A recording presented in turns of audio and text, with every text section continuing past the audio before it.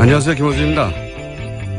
강원 강릉 화재 사고로 소방관 2명의 생명을 잃자 소방관들의 처우 개선이 필요하다는 기사가 주목을 받습니다. 이런 기사들은 매우 당연하면서도 또 한편으로는 씁쓸합니다. 지난 추경 당시 소방관 충원을 위한 예산안을 야당이 반대할 때 보수 매체는 공무원 누리기라고 비판했고 소수의 진보 매체는 야당 역시 소방관 충원을 대선에서 공약하지 않았냐며 모순을 지적했지만 나머지 대부분 매체들은 여야 충돌을 중계만 했죠. 누가 화냈다, 누가 무슨 말을 했고 누가 언제 사과할까 흥미진진 이런 기사 넘쳐났습니다. 사람이 죽고 나서 그 누구에게도 욕먹지 않을 도덕적 판관이 되어서 처우 개선을 말하는 건 쉽습니다. 근데 처우 개선을 뭘로 하나요? 돈으로 합니다. 소방관 처우 개선이 며칠 전 갑자기 필요하게 된 게 아니지 않습니까? 그 예산은 막으면 안 된다고 막아선 정치 세력을 진작에 비판했어야 하는 거 아닌가요? 기계적 중립이 저절로 공평무사를 담보하지 않습니다. 한 시대를 살아가며 유리하든 불리하든 정치적 입장이 없다는 건 비겁한 거 아닙니까? 세상만사 정치와 무관한 진공 상태라는 게 어디 존재하기나 합니까? 어디 한가운데쯤 있는 척 좀 그만했으면 합니다. 김호준 생각이었습니다.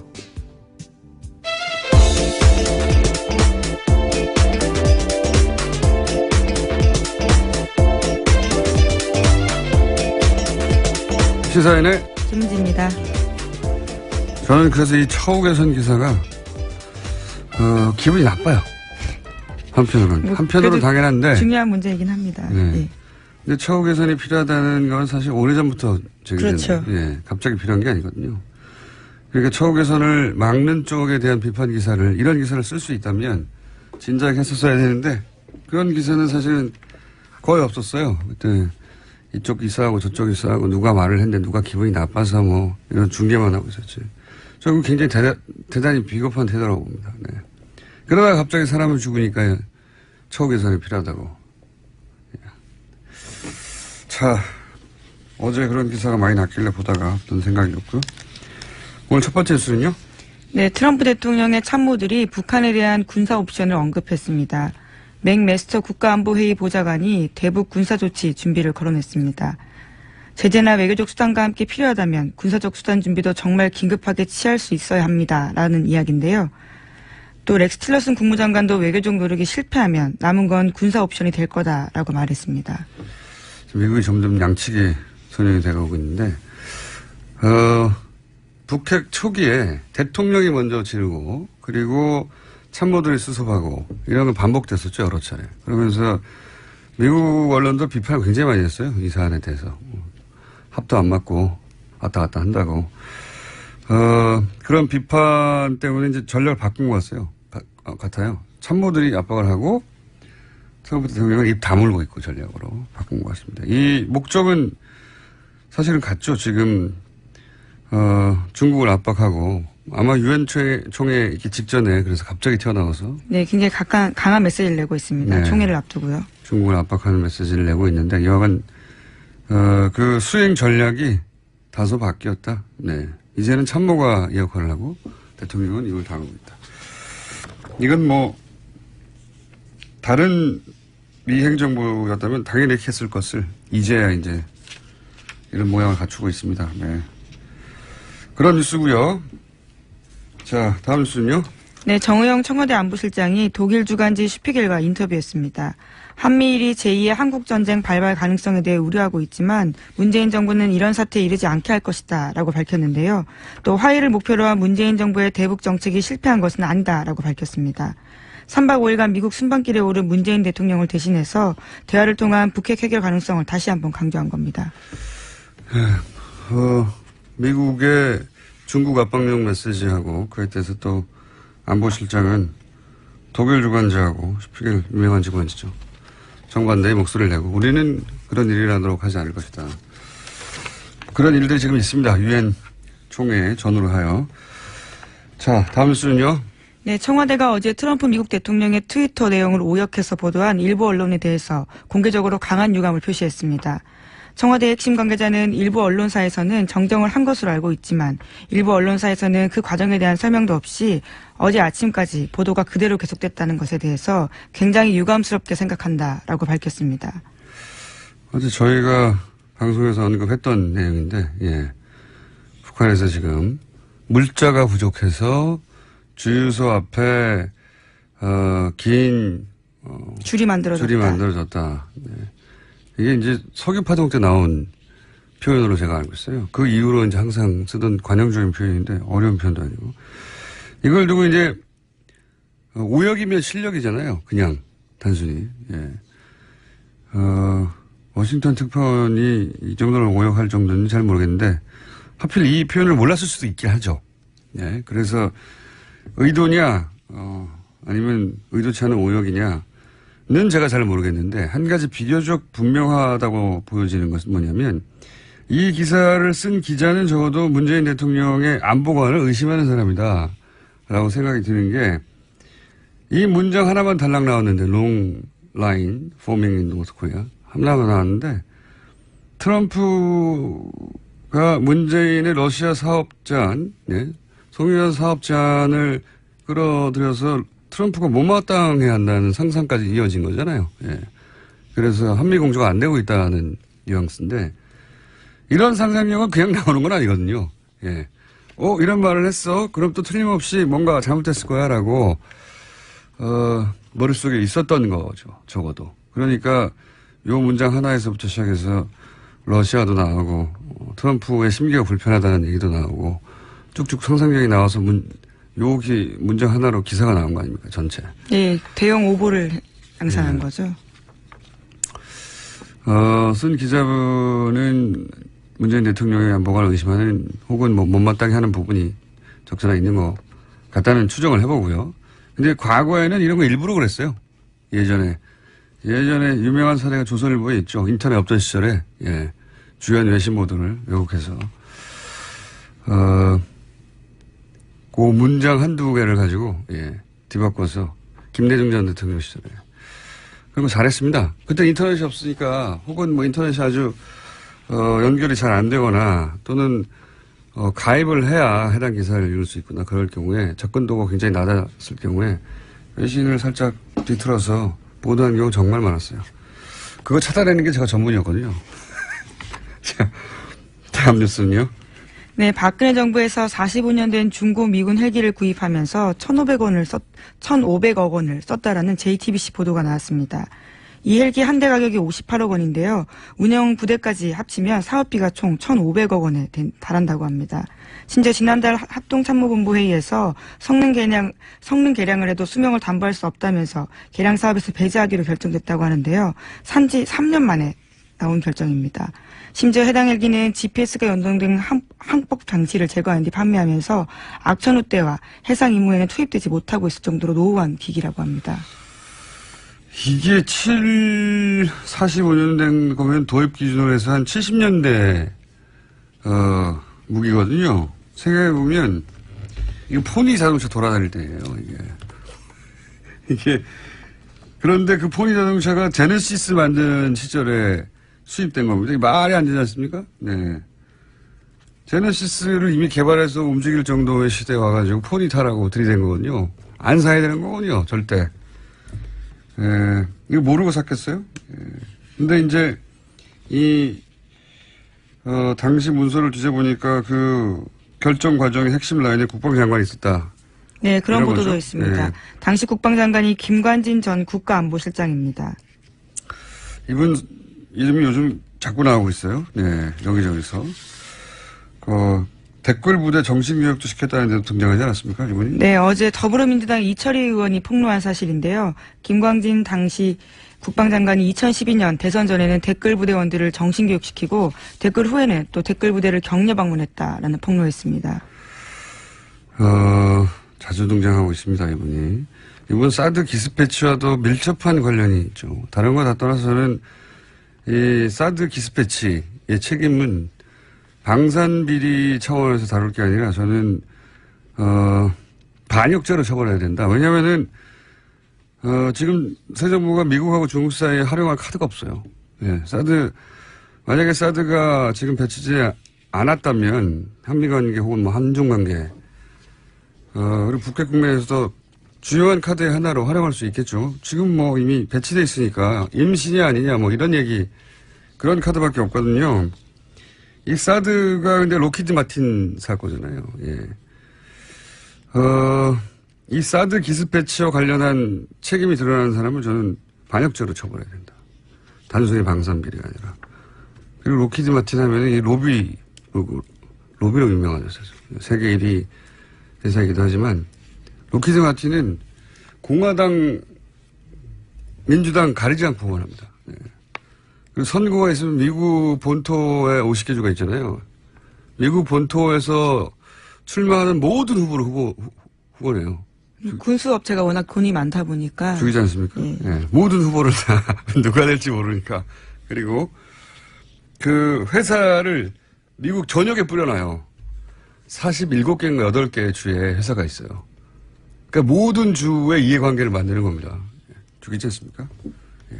이게 이제 로키드가 미 의회를 장악하는 방식인데 한국이 지난 10년간 보수 정권 시절에 전 세계에서 미국 무기 수입 1위 한 나라거든요.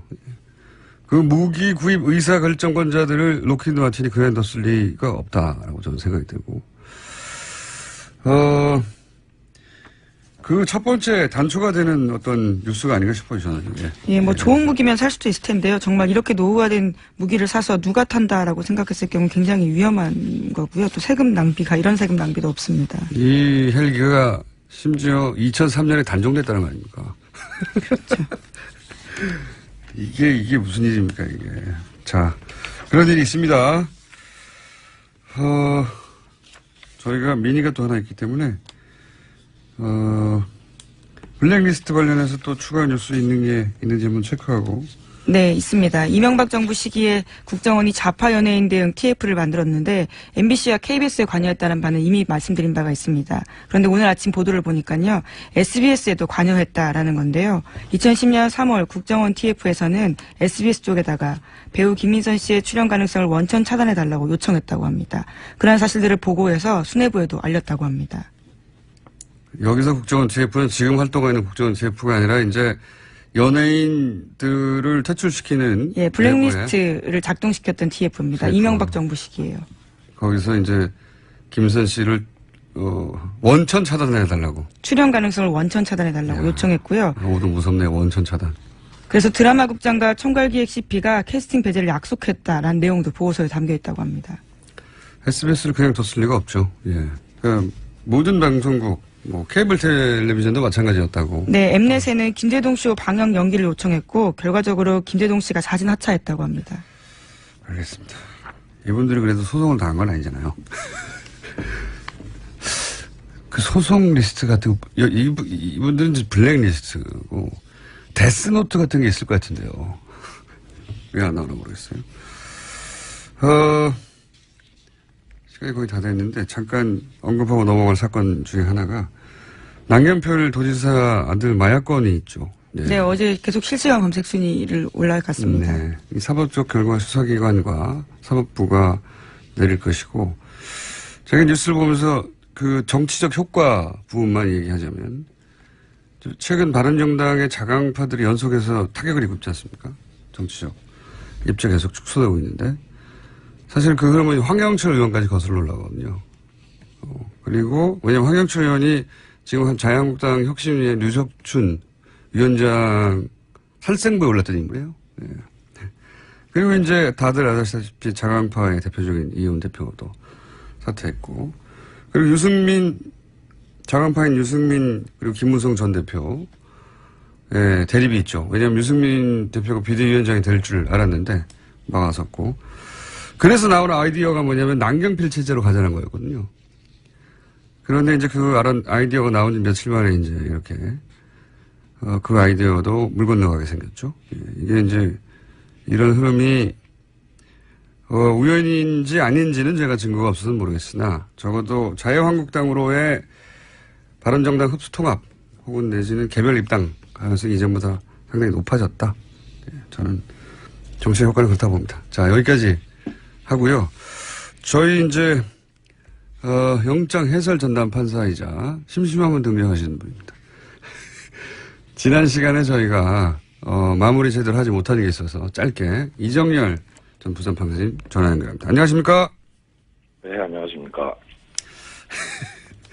지난 시간에 저희가 잠시 연결했을 때 그 김명수 대법원장 청문회에서 등장한 질의 중에 이 질의는 어떻게 알았을까 하는 대목들이 있었거든요. 네. 네. 제가 짧게 하나만 들려드리겠습니다. 김영현 현 법무비서관이 인천지방법원 판사 재직 시절에 사표를 냈는데 수리가 늦어지자 후보자께서 법원 행정처의 모 고위 간부에게 전화를 해서 왜 사표 수리가 늦어지느냐, 도대체 이유가 뭐냐라고 압력성 전화를 했다. 장제원 의원의 질의 과정에 나온 건데요.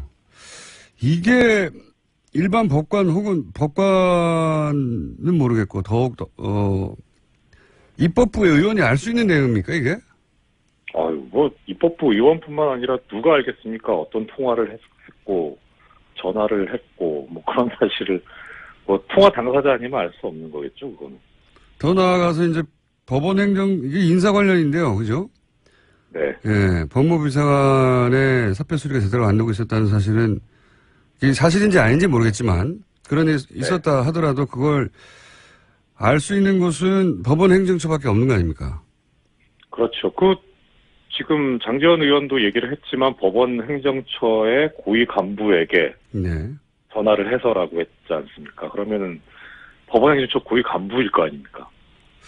누군가 적어도 법원 행정처의 정보를 자유한국당에 준 거 아닙니까?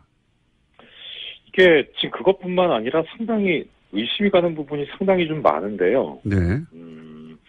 그러니까 지난번에 말씀 주셨을 때 제가 좀 특별히 의심이 가는 사람이 있다라고 말씀드렸었잖아요. 네네. 그 의심의 근거는 뭐였나요?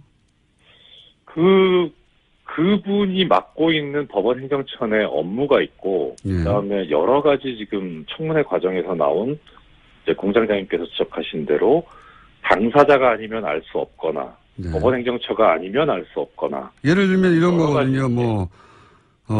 전국 법관 대표자 회의의 내용을 알고 있다든가, 혹은 인권법, 우리 법학회 몇 명씩 있냐, 이것도 알고 있고, 법원장 회의 내용도 알고 있고. 그렇죠. 그리고 심지어 또, 말씀 죄송한데, 심지어 주광덕 의원의 얘기 중에 이런 얘기도 나와요. 9월 3일 날 김명수 대법원장 후보자가 인사청문회 준비를 하기 위해서 이제 별도의 사무실을 꾸려가지고 준비를 하고 있는데, 9월 3일 날 인사청문회 준비 사무실로 법관들이 몇 명 방문을 했다고 합니다. 근데 그 방문한 사람이 누구인지도 알고 있더라고요. 대단하네요. 예. 제가 이 사안에 대해서 다시 한번 여쭤보려고 한 이유는 뭐냐면, 김명수 대법원장 임명을 막기 위해서 법원 내 누군가가 특정 정당과 결탁했다. 이거는 사실은 입법부, 사법부의 상권 분립에도 어긋날 뿐만 아니라 그런 정보를 누군가 법원 행정처 양승태 대법원장 체제하에서 줬다면 그건 큰 문제 아닌가요? 일단 공무상 비밀 누설이 될 수 있고 형사범죄가 될 수 있고, 그다음에 지금 이런 직무상 알게 된 비밀을 누설했기 때문에 그 과정에서 나오는 거 당연히 징계 사유가 되고요. 여기에 대해서 또 주광덕 의원이 상당히 의미심장한 얘기들을 많이 합니다. 지금 제 국회 속기록을 가지고 회의록을 가지고 말씀을 드리고 있는데요. 여기에 보면은 지금 법관들로부터 얘기를 듣고 있다. 법관들로 이런 얘기를 그리고 그 다음에 공장장님께서 말씀하셨던 전국 법원장 회의가 있는데요. 그때 법원장 회의 때 회의록이 있냐 없냐를 가지고 청문회 초반에 상당히 여러 공방이 오갔었거든요. 근데 결국은 이제 회의록은 없다라고 법원행정처 기획조정실장이 얘기를 합니다. 그래서 아마 없는 것 같아요. 그리고 다만 이제 주광덕 의원이 뭐라고 얘기를 하냐면 여기에 관해서 계속 이제 녹음 파일이 있다는 얘기를 하거든요. 녹음 파일. 그러니까 이 기조실장이 뭐라고 얘기를 하냐면 회의록은 작성을 하지 않는데 근데 다만 그때 그 보고서를 만들기 위해서 심의관이 비공식적으로 녹음을 하기는 했다. 메모도 하고. 녹음한 사람이 좋네요. 자, 판사님, 저는 굉장히 그렇게는 말 못해요. 저는 중요한 문제라고 생각하는데 아무도 거론하지 않아서 다시 한번 짚어봤고요. 오늘은 여기까지 해야 될 것 같습니다. 민이어서. 네. 다시 한번 네. 시간을 마련하겠습니다. 저는 이 문제가 중요한 문제인 것 같아서요. 저도 자, 그렇다고 생각합니다. 오늘 말씀 감사합니다. 예, 안녕히 계십시오. 이정열 판사였습니다. 자, 네. 안녕히 가세요. 예, 시사인 김은지였습니다. 감사합니다. 한반도 주변 정세가 아주 만만치 않습니다. 그래서 오늘은 미중 관계 전문가, 이 문제를 풀 키를 중국이 쥐고 있다는 얘기를 많이 하고 있죠. 미중 관계 전문가, 연세대학교 국제대학원의 존 딜러리 교수를 스튜디오에 직접 모시고 이 문제 이야기 나눠보겠습니다. 안녕하세요. 안녕하세요. 이 질문부터 바로 드릴게요. 이 북핵 문제를 푸는 것은 결국 중국의 손에 달려있다. 중국의 역할이 중요하다. 이런 얘기를 우리나라에서도 하고 특히 트럼프 행정부도 합니다.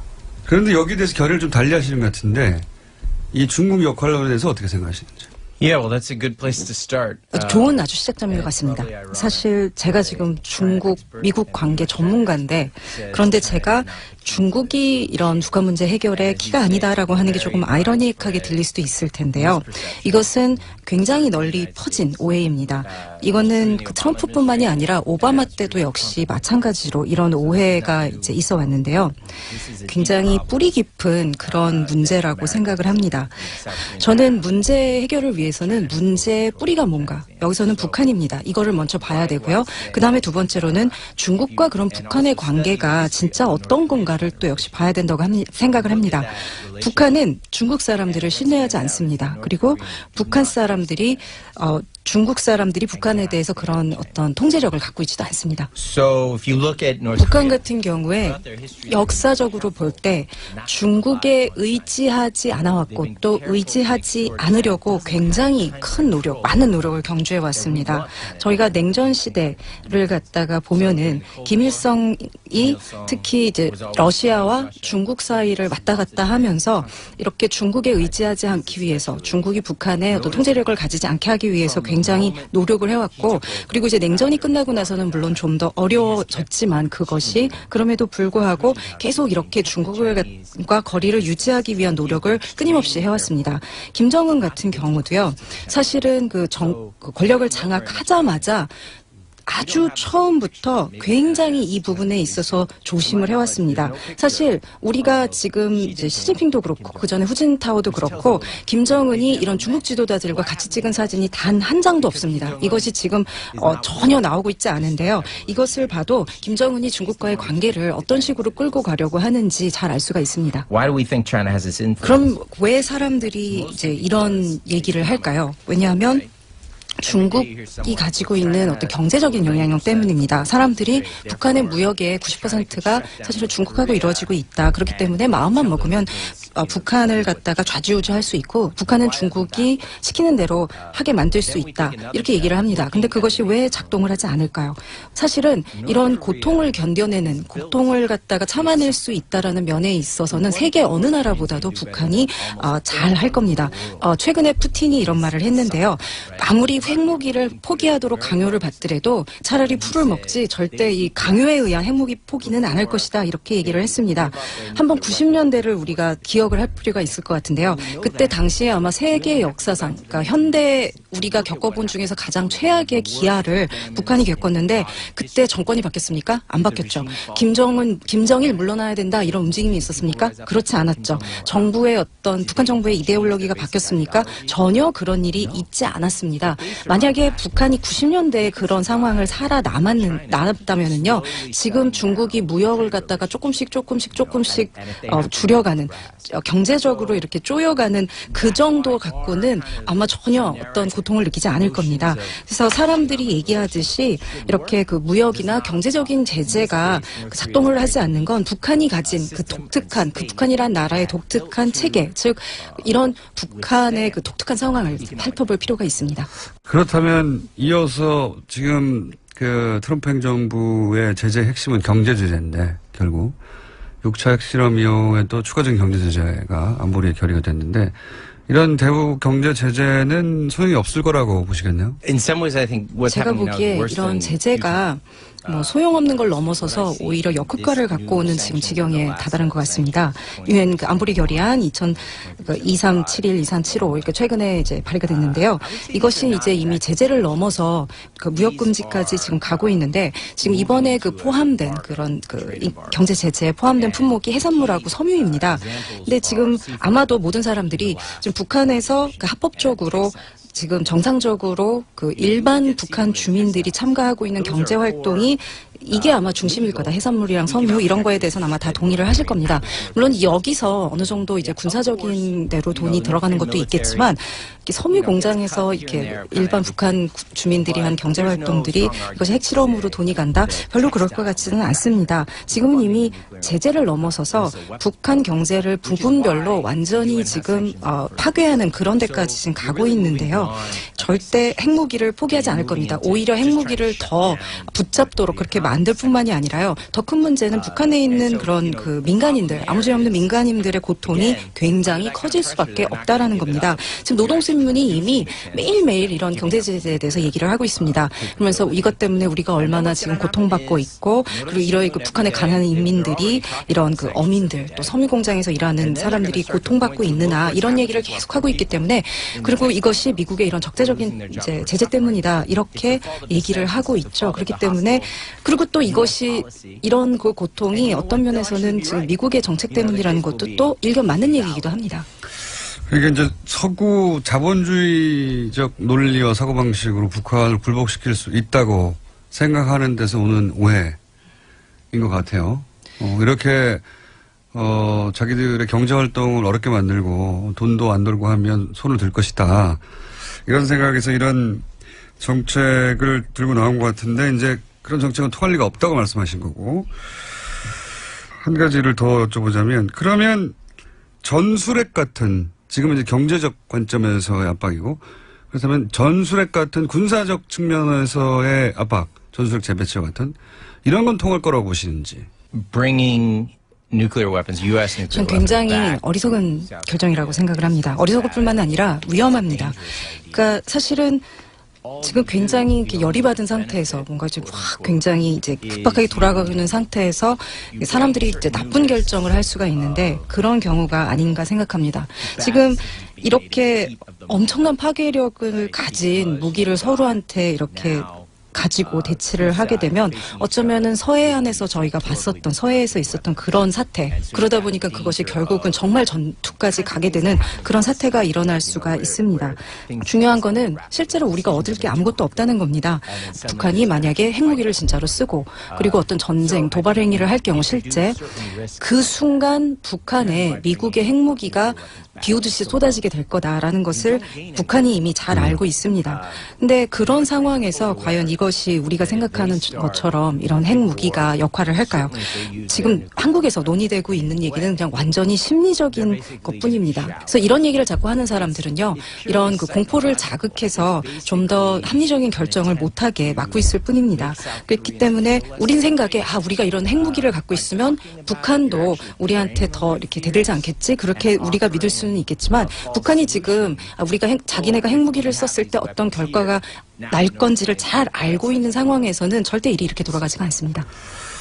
알겠습니다. 전술핵에 지금 포커스는 전술핵인데 핵 전반에 대해서 말씀하셨는데 여하간 이제 전술핵을 들여오자고 하는 보수 진영의 주장이 있고 또 심리적으로 불안하니까 그래야 되는 거 아닌가 하는 여론도 있는 상황이지만 실질적으로 군사적으로 볼 때 효과가 없다. 실제로는 오히려 더 위험해질 뿐이다 하는 게 교수님의 진단인 건 이해했고요. 그러면 경제 제재도 통하지 않고 그러니까 전술핵 재배치 같은 군사적 압박도 통하지 않는 상황에서 문재인 정부는 제재와 동시에 대화도 병행해야 한다고 주장한단 말이죠. 이 문재인 정부의 정책 기조에 대해서는 어떻게 생각하십니까? 일단. President Moon is in a tough spot. 사실 지금 문 대통령의 상황이 참 어려운 건 사실입니다. 문 대통령도 분명히 이런 그 제재 정책을 원하지 않으실 거라고 보고 지금까지 또 문 대통령이 해왔던 이런 그 기조와도 사실은 맞지가 않고 또 문 대통령이 그리고 싶은 대북 관계 그림도 이것은 아닐 것이라고 생각은 합니다. 그런데 제가 보기에도 문 대통령이 지금 이렇게 쓸 수 있는 패가 참 별로 없는 것 같습니다. 좀 주도적인 역할도 못하고 있고 북한 김정은과 지금 트럼프 간에 있는 이런 심리적인 갈등, 분쟁이 너무 사실 심하기 때문에 지금 문 대통령이 그 협상 테이블에 어떤 그 테이블에 앉을 사실 여지조차 지금 없는 것 같습니다. 지금 상황에서는 그러면 그 다음 단계가 뭐가 될 수 있을까에 사실 생각을 해봐야 될 것 같은데요. 이런 북한하고 트럼프 사이에 뭔가 조금 돌파구가 심리적인 갈등, 감정적인 갈등이 조금 깨지고 나면 아마 그러면 조금 뭔가 숨을 쉴 수 있는 뭔가 해볼 수 있는 여지가 생길 수 있을 것 같습니다. 제가 근데 여기서 좀 궁금한 거, 제가 아직 잘 모르겠는 거는요. 문 대통령이 실제로 북한과의 대화를 위해서 얼마나 노력을 하고 있는가. 물론 말은 그렇게 할 수 있습니다. 지금 우리가 대화에도 늘 가능성을 열어놓고 있다 이렇게 말은 할 수 있는데요. 예를 들어서 오바마 행정부도 말은 그렇게 해왔지만 글쎄 실제로 그렇게 정말 대화를 위한 노력을 했다? 그건 아닌 것 같습니다. 북한이 그런 냄새는 기가 막히게 잘 맡습니다. 진짜 상대편이 우리랑 대화를 하고 싶어? 아니야? 그거를 잘 맡는데 이제 문 대통령이 그럼 실제로 여기서 얼마나 이거 진짜 의지를 가지고 있는가. 그러니까 예를 들어서 이 뒤에서 이런 백채널로 뒷채널로 실제로 우리가 지금 고위급 인사를 갖다 대화를 위해서 보낼 준비가 되어 있어 이런 메시지를 보내고 있는지 그거는 알 수가 없습니다. 저는 지금은 이런 어떤 대담한 접근이 필요한 시점이 아닌가 이제 그렇게 생각을 하는데 실제로 그럼 이런 노력이 얼마나 이루어지고 있는가 의지가 있는가 문 대통령의 이거는 글쎄 저는 여기에 대해서는 저도 지금 답이 없는 상태입니다. 저도 지금 사실은 지금 하신 질문에 대해서 굉장히 생각은 많이 하고 있는 중이기도 합니다. 자, 그러면 중국 전문가 그리고 국제관계 전문가가 보기에도 문재인 대통령 손에 쥐어진 패가 너무 없다. 사실은 그 패를 이전 보수 정권이 다 없애버렸어요. 사드도 하나의 패가 될 수 있는데 이미 배치가 돼버렸고 그 사실은 잘 알겠습니다. 그런데 이제 말씀을 듣고 보면 결국 경제 제재로도 군사적 제재로도 이건 돌파가 불가능하다. 대화로 풀긴 풀어야 하는데 핵심은 문재인 정부가 정말로 대화를 원하느냐 절실하게 얼마나 그것까지는 정확하게 모르겠다고 말씀하신 건데 대화로 풀긴 풀어야 한다면 언제쯤 과거 역사나 지금의 진행 상황이나 파악하고 계신 정세를 볼 때 대화는 언제쯤 시작될 거라고 보십니까?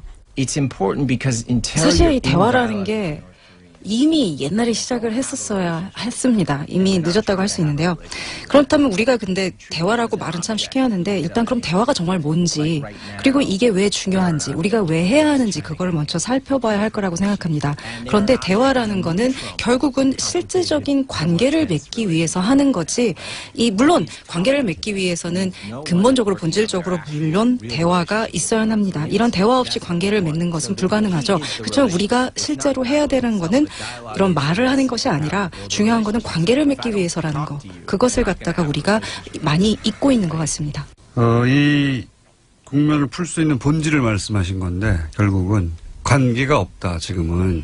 실제 이전 정권에서 개성공단을 폐쇄한다든가 대화를 완전히 단절하고 채널을 없애버린다든가 또는 사드를 도입해버린다든가 하는 결정들이 관계를 끊겠다는 메시지였죠, 실제. 관계가 완전히 끊어졌는데, 결국 관계를 복원해야 된다고 말씀하시는 거잖아요. 동의하는데, 이거는 북한이 패를 쥐고 있어요, 현재.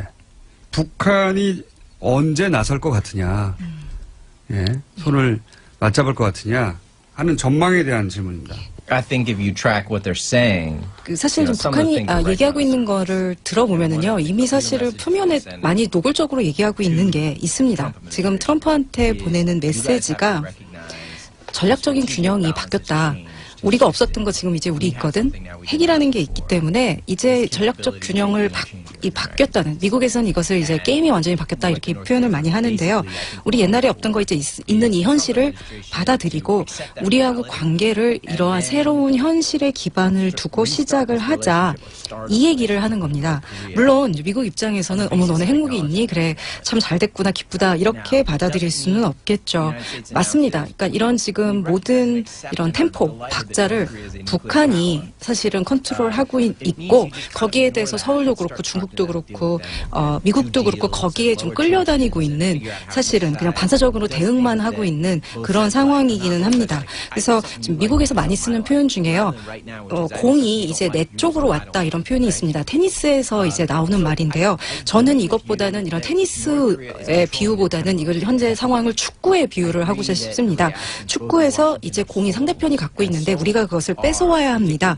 그래서 우리가 공을 가지고 북한이 우리 쪽에 이렇게 좀 끌려올 수 있도록, 우리가 당길 수 있도록 그렇게 해야 됩니다. 그럼 이제 어떻게 해야 될까요? 역시 대화밖에 없을 텐데요. 지금 사실은 북한은 한국이 아니라 완전히 미국에 지금 집중하고 있는 상태입니다. 사실 북한 역사에서 이런 상황이 북한한테 기회가 주어진 적이 없었어요. 미국이 정말 온전히 북한에 이렇게 관심을 보여주고 있을 때 CIA가 북한 문제로 매일 대통령한테 보고를 하고, 미국 언론도 매일 이 문제를 얘기를 하고, 모든 사람들이, 미국의 국민들이 뭔지는 잘 모르지만 EMP라는 굉장히 끔찍한 무기가 있는데 이게 지금 당장 우리 도시 위에서 덴버에서 샌디에고에서 터질 수도 있어 막 이렇게 다들 두려워하고 있습니다. 북한이 역사적으로 기다려왔던 꿈이 실현된 건데요. 그렇기 때문에 결국은 이 공을 훔치는 작업이 미국에서 이루어져야 됩니다. 실제로 지금 미국에서 이제 매티스가 이런 일을 할 거다 얘기도 있고, 어쩌면 우리가 전혀 모르는, 그러나 대통령의 신뢰를 받는 누군가가, 고위 인사가 우리가 모르는 이렇게 조용한 이런 대화를 이제 시도할지도 모르는 얘기가 있는데요. 이런 게 만약 근데 일어난다면, 실제로 벌어진다면 문재인 대통령, 문재인 행정부는요, 여기에 얼른 뛰어들 준비, 최대한 빨리 뛰어들 준비를 하고 있어야 합니다. 그래서 이거 시작되는 대로 또 역시 북한과 남한 간의 어떤 관계가, 대화가 시작될 수 있도록 만반의 준비를 하고 있어야 한다고 생각합니다. 알겠습니다. 전반적으로 동의하고요. 한편으로는 트럼프는 이 상황을 즐기고 있다는 인상도 저는 개인적으로 받아요. 그러니까 마치 쿠바 사태를 해결한 케네디처럼 자신이 이 상황을 해결하는 역사의 구세주로 등장하고 싶어서 오히려 이 긴장을 즐기고 강화시키고 하는 면도 없지 않아 있는 것 같다. 없지 않아 있는 게 아니라 있는 것 같다. 매우 많이. 라는 저는 인상을 받는데, 이 말씀을 드리는 이유는 트럼프 대통령 캐릭터에 대해서는 어떻게 분석하신지. 왜냐하면 지금 상황에서 이 돌파구를 만들어내는 건 트럼프 행정부에 달렸다고 하시니까, 과연 트럼프 대통령이 어떤 캐릭터이라고 생각하시는지, 그 캐릭터에 따른 결정들이 나올 텐데, 저는 그래서 한편으로는 이런 극적인 걸 좋아해서 긴장을 최고로 키운 다음에 어느 순간 갑자기 해결책을 던질 수도 있다, 역설적으로. 이런 생각도 하거든요. I agree. I think that's insightful 사실 observation. 미국 사람들이 이런 큐바 사태에 대해서 지금 얘기를 많이 하고 있습니다. 근데 이게 또 큐바 사태가 왔나 봐 하고 얘기를 하는데, 분명 두려움도 있지만 또 어떤 흥분도 그 안에서 같이 감지가 됩니다. 정말 트럼프 대통령이 이 순간을 즐기고 있다라는 그 판단 맞다고 생각하는데요. 나 이제 진짜 대통령 된 것 같아. 나 이제 여기 앉아서 이 수천 명의 목숨을 갖다 좌지우지하고 있어. 멋져. 아마 이러고 있지 않을까 합니다. 사실 트럼프 대통령의 그 커리어를 갖다 쭉 보면은요, 사실은 사업가라기보다도 배우였습니다. 이 사람이 미디어를 어떻게 다루는지, 어떻게 하는지를 봤을 때 이 사람은 훌륭한 연극 배우이지 사실 사업가가 아니라고도 할 수 있는데요. 여기에 있어서 정말 탁월한 사람입니다. 이것 때문에 이 모든 사람들의 기대와 예상을 깨고 대통령이 될 수가 있었던 건데요. 북한도 역시 이런 그 드라마의 연극에 아주 탁월합니다. 어떻게 보면요, 트럼프와 김정일의 이런 그 매치가 이보다 더 좋을 수는 없지 않나, 완벽한 저는 쌍이 아닌가 생각을 하는데요. 제 개인적인 사실은 정치적인 그런 견해나 이런 것 때문에 제가 정말 이 얘기를 하기가 싫은데, 북한 문제에 있어서는 어쩌면 지금 이 북한 문제를 다룰 그 상대편이 다른 사람이 아니라 트럼프라는 게 어쩌면 다행일지도 모른다. 전 이런 생각까지 합니다. 아직 이런 시나리오가 이제 거기까지는 진전이 되지 않았을 수도 있는데요. 이러한 긴장이 여기서 더 한 차원 더 수위가 계속 높아진다. 그러면은 어느 순간에 어쩌면 김정일하고 트럼프가 이제 그 다음 단계의 어떤 정말 굉장히 극적인 그런 굉장히 드라마틱한 그런 연출을 할 수도 있는데요. 그 다음 단계는 수소폭탄이 아니라 어쩌면 셀카가 될 수도 있습니다. 그래서 제가 보기에 트럼프 대통령의 스타일이나 성격, 캐릭터를 봤을 때 또 이런 시나리오로 아주 극적인, 굉장히 드라마틱한 그런 대로 이제 흘러가지 않을까. 그 후에 또 그것을 갖다 기반으로 해서 새로운 역동이 펼쳐지지 않을까. 그것도 분명히 가능성이 있는 일이라고 생각을 합니다. 저도 동의하고요. 제가 말씀드린 대로 클라이막스의 주인공이 되고 싶은 거죠. 예. 실제 트럼프 대통령의 발언을 보면 오바마 대통령에 대한 컴플렉스가 느껴지는데 오바마조차 풀지 못했던 북핵 문제를 내가 전 세계가 위협에 처한 상황에서 단독으로 풀어냈다. 그 장면을 두 사람이 김정은과 악수하는 장면으로 그래서 세계 평화상을 노릴 거라고 저는 봐요. 개인적으로는. 이런 시나리오가 제 트럼프 대통령의 캐릭터상 그렇게 풀려고 할 것이고 세계 평화상을 누릴 것이다. 이게 저희 시나리오고 오랫동안 얘기해 왔는데 마지막 질문은 뭐냐면 이게 핵 이야기가 나오면 사실은 이성을 마비시키는 면이 있어요. 한국 사회에서도 지금도 문재인 대통령 지지자들조차 핵을 들여와야 된다는 여론이 더 높거든요. 그러니까 지금 전문가로서 그것이 해법이 안 된다는 얘기는 하시긴 하셨는데 마지막 질문은 한국에서 오래 사신 그리고 한국 상황을 잘 알고 또 중국도 오래 사시고 전문가로서 그리고 미국인으로서 동시에 지금 이 한반도에 사는 남한 국민 불안해하는 남한 사람들에게 그래서 조금 그러니까 자극 예를 들어서 전술핵을 막 들어야 된다고 하는데 마음이 쏠리고 하는 분들에게 해주고 싶은 이야기 있으신지. 예. 굉장히 지금 중요한 점을 지적을 하셨고요. 어떤 한국 사람들의 정신세계에 대해서 굉장히 깊은 지금 관찰을 하신 것 같은데요. 좀 북풍이 다시 불고 있죠. 미국인으로 봤을 때 이제 물론 이런 북풍이 분다는 것 자체가 한반도에도 문제가 있겠지만은요. 이게 지금 태평양을 건너가서 미국에도 불고 있다는 겁니다. 매일매일 보통 미국 사람들한테 미디어가 이런 공포 폭격을 갖다가 막 가하고 있습니다. 사회 전체가 공포의 무릎을 꿇고 있는 상황이 아닌가 하는데요. 미국은 그런데 이런 이제 사회가 공포에 질렸을 때 압도적인 군사력으로 대응을 하는 그런 좀 경향이 있습니다. 지금 이제 뉴욕타임즈나 이런 여러 언론에서 전기적으로 북한하고의 전쟁은 과연 어떤 모습일까 이런 기사를 갖다가 내고 있습니다. 좀 미친 짓이죠.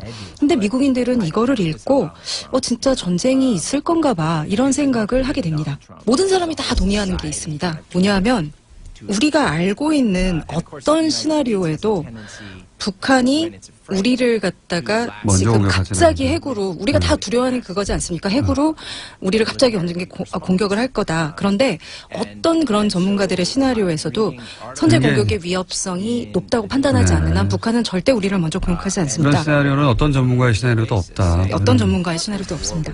그런데 그렇게 따지면은요. 지금 사태에 대해서 통제력을 저희가 전적으로 갖고 있는 겁니다. 즉 우리가 사태를 거기까지만 몰고 가지 않는다면 우리가 공포에 질린 상태에서 끌려다니면서 하는 그런 결정만 하지 않는다면 우리가 이 상황에 대해서 두려워할 게 아무것도 없다는 겁니다. 그래서 미국이 이렇게 자꾸 전쟁 얘기를 하지 않고 또 한국이 우리가 지금 핵무기를 가져야 돼 이런 얘기를 하지 않는다면 걱정할 게 없다는 겁니다. 즉 지금 저희가 지금 하고 있는 게 어떤 위험이 있어서 그 위험에 대해서 지금 두려워하고 있는데 그 두려움에서 이런 성급한 결정을 할 때 우리가 두려워하는 그 위험을 더 증가시키게 된다는 겁니다. 그리고 이렇게 성급하게 뭔가를 하게 되면 실수를 할 여지가 많아지죠. 그리고 우리가 공포에 질리게 되면은 사람들이 자꾸 적대적이고 공격적인 반응을 하게 됩니다. 근데 우리의 반응이 더 공격적이고 적대적 이 되면은요 북한도 또 자신네들이 우리 어떤 지금 정세가 어떻다 판이 어떻다 하는 계산을 갖다가 다시 하게 됩니다. 굉장히 유명한 말이 있죠. 우리가 두려워할 겸 두려움 그 자체밖에 없다.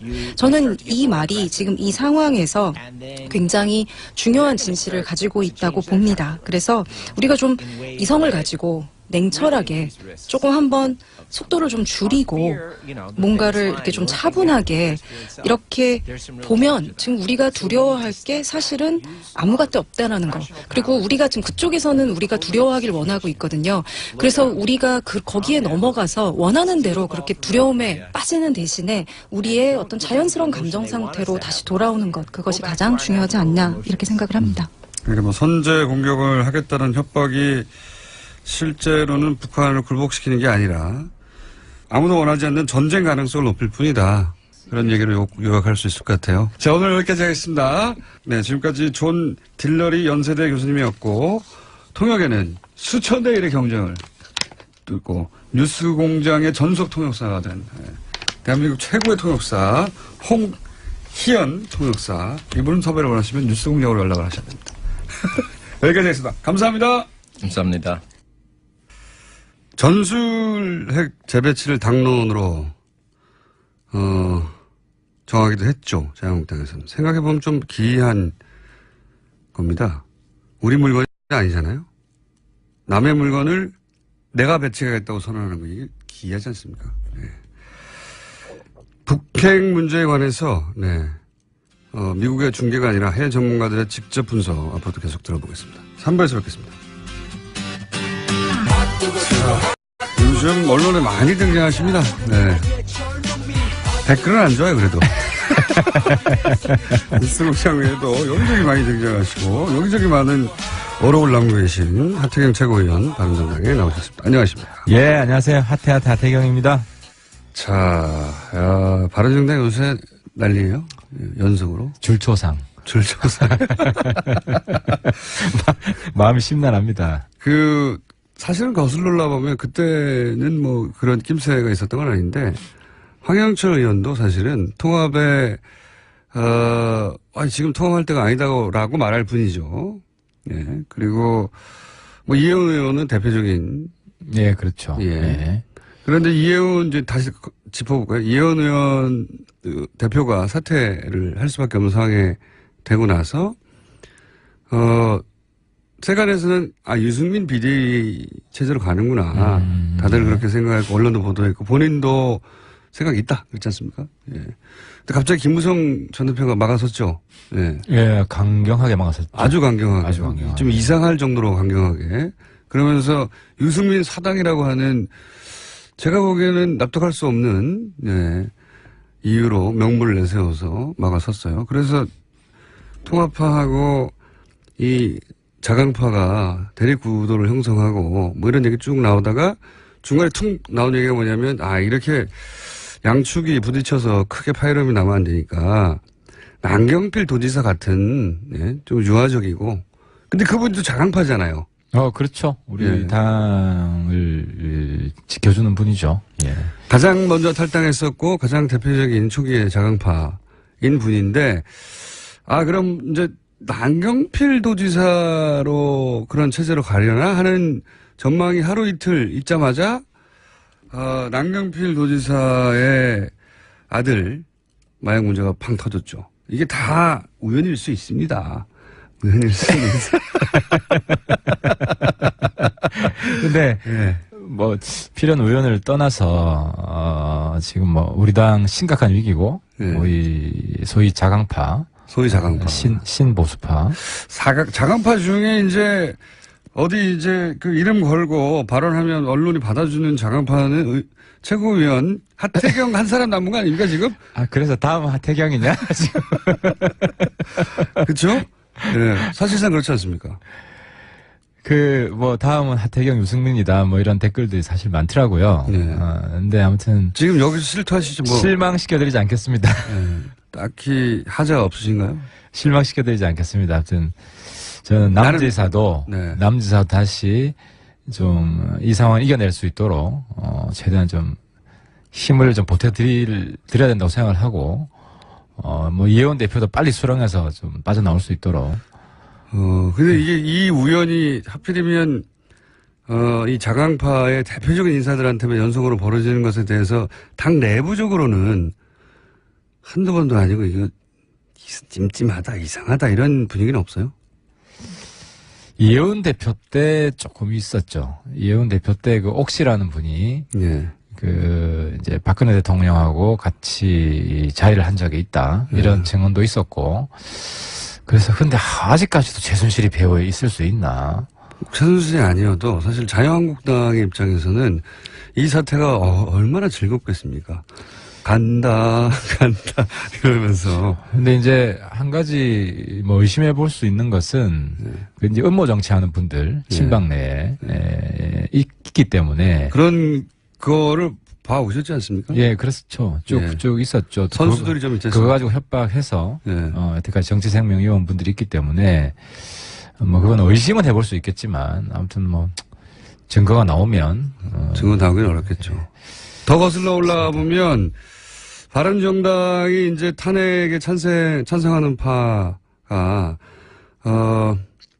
이제 그 탄핵 들어가기 직전에 그 전주에 생각해 보시면 전 기억이 생생한데 그 의원들 몇몇을 만나서 몇몇이라고 하지만 규모는 상당했던 걸로 제가 전해 들었는데 뭐 30명 규모 정도 사람들 이렇게 확실하게 탈당할 파들을 제외하고는 만나가지고 이렇게 주저앉히려고 협박조에 이야기가 오갔고 그래서 당시 탈당파들이 흔들렸던 적이 있다. 그거 있지 않습니까? 그런 사태가 있었던데. 근데 이제 그 부분에 있어서 좀 반박할 수 있는 것은 김무성 대표 약점론이 많았어요. 약점을 많이 잡혀가지고 48시간 안에 입장을 바꾼다. 쓴소리함 했다가 다시 미안하다 그러고.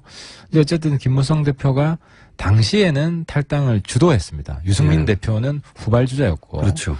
그래서 이제 그것 때문에 김무성 대표 약점 잡혀 있다는 것을 완전히 불식했죠.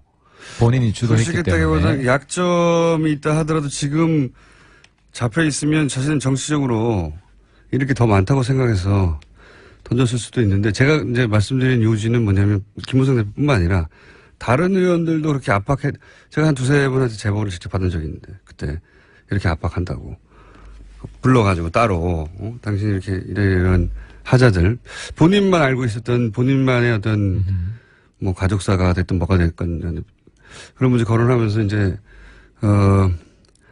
이 탄핵 찬성표 던지지 말라고 하는 압박 있었던 적이 있었단 말이죠. 제 말의 요지는 그분들이 자유한국당에 아직도 계신데 그런 세력이 압박이 있습니다. 사실 이제 저도 뭐 청와대한테서 전화도 여러 번 받고 당 지도부 친박 지도부 있을 때 유승민 원내대표 할 때는 그런 일이 없었지만 조용히 좀 있어라 뭐 이런 거요? 예, 그렇죠. 뭐 가보지 마라. 근데 이제 만약에 제가 약점이 있었다면 뭐 이런 걸 눈치를 좀 쓸 수도 있었겠죠. 진짜 약점이 없어요? 지금까지 뭐 협박받은 적은 없습니다. 지금까지는 이런 일이 벌어지면 곰곰하게 생각해 보게 되잖아요. 내가 약점 잡힐 게 뭐가 있을까? 네, 쭉 그 스크리닝을 하게 되지 않습니까? 뭐 저를 걸 거는 나를 보낼 정도는 없을 것 같습니다. 보낼 수 있는 거는 없을 것 같다. 그래서 제가 이번에 출마 선언을 일찍 한 것도 아예 나가버리자 대표로. 그러니까 이제 출마 선언을 일찍 할 수 있는 것도 이제 아주 원칙적으로 비타협적으로 싸울 수 있는 사람이다라는 걸 알리고 싶은 마음도 있고 걱정하지 마라. 하태는 물러서지 않는다. 자강파 살아있다. 물러서지 않는다. 일당백이다. 사실 우리 개개인 의원들의 역량은 아주 뛰어나죠. 그래서 뭐 한 사람 대표만 잘 세워도 이런 위기는 충분히 이길 수 있습니다. 본인이 출마 선언을 하신 거고 그러면서 유승민 대표도 나오라고 하신 이유는 뭡니까? 그건 왜냐하면 이제 최고위원회 구성인데 최고위원회 구성에 있어서 자강파가 압도를 해야 그 우리가 좀 더 빨리 이 난국을 극복할 수 있고 지지율도 올릴 수 있기 때문에 최고위원 4명 선출을 합니다. 뭐 4명을 다 싹쓸이하면 제일 좋고요. 지난번엔 사실 자강파가 3대1이었습니다. 한 분이 통합 이야기를 했었고 근데 이번에는 뭐 3대1 정도 되더라도 더 압도적인 비율로 우리가 이겨야 되기 때문에 유승민 선배가 같이 나와서 러닝메이트로 나와서 전국적으로 호소하고 다녀야 된다. 그 과정이 또 우리 당 지지를 높이는 과정이 될 것이라고 보는 겁니다. 그럼 비대위 체제는 건너뛰고 바로 전당대회로 가는 겁니까? 우리 내부 논란이 좀 있었죠. 논란이 있었는데 뭐 결론부터 말씀드리면 정치적 타협을 한 겁니다. 왜냐하면 비대위로 가더라도 다수는 이제 선거 때까지 지방선거 때까지 비대위로 쭉 가자는 의견은 거의 없었어요. 그럼 어차피 또 해야 되니까. 그렇지. 어차피 또 해야 되니까 빨리 하는 게 안정화될 수 있다. 비대위 돼가지고 또 우리 치고받고 싸우면 지지율만 떨어지고. 전당대회는 언제 합니까? 그래서 11월 지금 이제 선관위 이달 중에 구성을 하고 11월 13일 날 이제 대표를 뽑는 겁니다. 그렇다 하더라도 거의 2달 가까이 남았네요. 예. 그러면 지금 소위 자강파의 플랜은 이 그 대표뿐만 아니라 지도부 자체를 자강파로 채우자. 석권하자. 예. 근데 자강파로 분리된 의원님이 또 얼마나 계십니까? 예를 들면? 예를 들어 지금 우리 지도부 중에서는 뭐 정운천 의원. 정운천 의원은 뭐 저랑 뜻을 전적으로 같이 하고요. 그리고 지상욱 의원. 지상욱 의원은 사실 저에 비해서 색깔이 훨씬 더 강경 보수예요. 그럼에도 불구하고 자강파고. 우리 지상욱 의원은 지난번에도 성적이 나쁘지 않았어요. 중간에 이제 스스로 가족사 때문에. 그래서 안타까운 면도 있고 저는 꼭 나오셔야 된다고 생각을 하고. 그리고 뭐 김세현 의원도. 근데 김세현 의원은 지금도 당연직 최고위원이기 때문에 어떤 본인이 좀 고민이 될 겁니다. 반면에 통합파를 이끌고 있는 김무성 전 대표는 나옵니까? 저는 당당하게 나오셔서 본인이 왜 통합을 주장하는지 국민들과 당원들한테 심판을 받아봤으면 좋겠어요. 근데 제가 그분하고 대화하면 논리가 솔직히 이해가 안 되거든요. 예를 들면 어떤 주장을 합니까? 안보론이에요. 안보론. 그러니까 안보가 문재인 정권이 감당하기 힘든 정도까지 간다. 그래서 정말 구국의 심정으로 보수가 단결해야 되는 상황이 올 것이다. 뭐 이런 논리예요.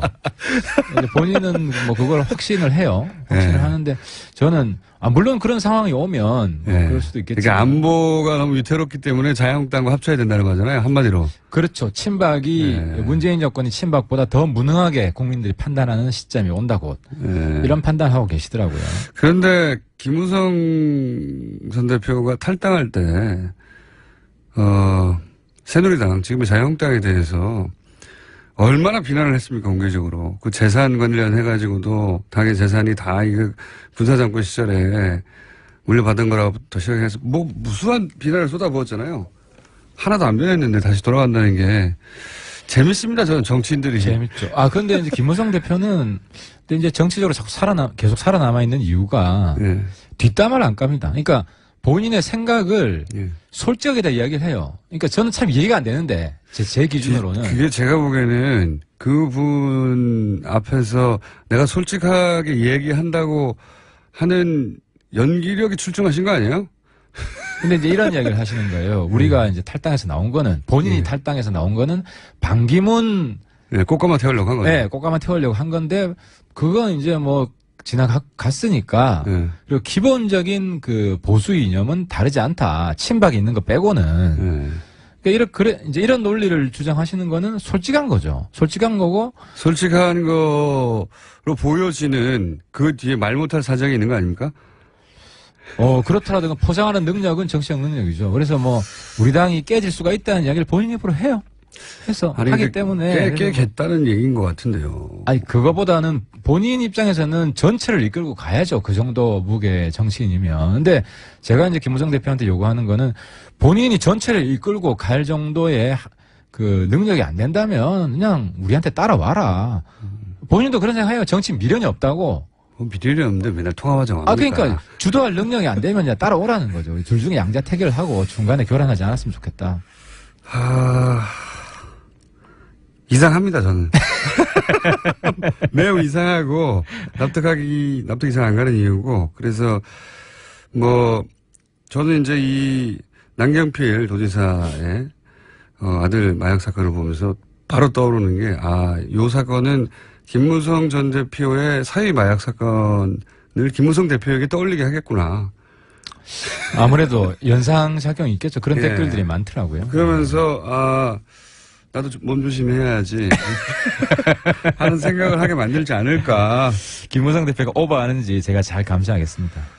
자, 자유한국당의 전술핵 배치를 위한 방미 성과에 대해서는 어떻게 생각하십니까? 그러니까 긁어 부스럼 만든 거죠. 그러니까 이제 미국이 안 된다고 했잖아요. 네. 안 된다고 할 거라고 예상을 했어요. 네, 다들. 그러니까 어느 정도 어떤 결과가, 그러니까 NCND라든지 네. 정면에서 놓으라고 하는 걸 예상을 못 했을까? 참 바보 같다. 지금 그러니까 국민들이 볼 때는 이 양반들이 반미투쟁하는 걸 보이거든요. 미국이 안 된다고 했는데 계속 밀어붙이는 거고. 반미투쟁은 안 하죠. 가서 한국에서 대정부 투쟁을 합니다. 배치하라고. 근데 진짜 주인은 미국이잖아요. 그렇죠. 미국에서 안 된다 그러면 그냥 오고. 거기서 또 강경한 대미 투쟁을 해야 되는 게 아닙니까? 내놓으라고? 근데 거기서 자기 발목 잡은 게 NPT 탈퇴까지 이야기가 나온 거예요. 네. 그렇게 갈 수밖에 없죠. 미국이 안 들어주니까 더 강한. 근데 NPT 탈퇴하고 뭐 독자 핵 개발 들어가면 제가 어제도 얘기했지만 그건 미군 철수 투쟁하는 거랑 똑같아요. 한국 경제도 망하죠. 그리고. 그렇죠. 경제도 북한처럼 가자고 하는 것이고. 노무현 정권 시절에 잠시 플루토늄 약간 했다가 난리가 났지 않습니까? 미국한테.